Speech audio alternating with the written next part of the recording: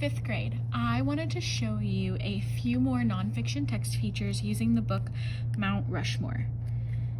I'm going to open it up. There's the title page, table of contents, and right here we are looking at a map.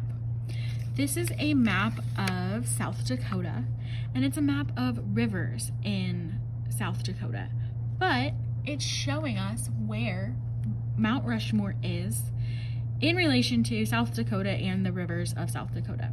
This little red triangle here indicates that that's where the location of Mount Rushmore is. So in nonfiction texts, we can use maps to help us better understand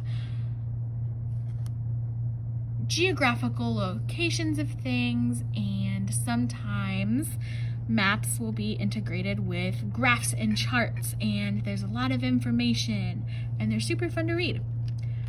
Moving on, the next thing that I wanted to point out to you, fifth grade, is the difference between illustrations and photographs.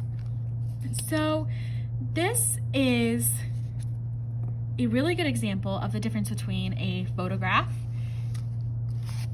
and an illustration. An illustration is something that is drawn or created not using a camera. We can tell automatically that this is an illustration because our caption right here, our caption tells us that this is George Washington and he was the first president of the United States. So the caption lets us know that this is George Washington. Something you guys might not know, fifth grade, is that we didn't have cameras whenever George Washington was president. So we don't know. All we have to go off of what he looks like is illustrations of him. Illustrations could even be paintings. So we know what George Washington looks like because we see him in illustrations and paintings. Now this over here, our caption right here is telling us that Gutzon Borglum designed Mount Rushmore. This is the man who designed Mount Rushmore. And this isn't an illustration of this man. This is a photograph, because we can see in the photograph, it's a lot clearer. You have a lot more detail. And in the illustration, we can see that that's not a photograph. We can tell super easily.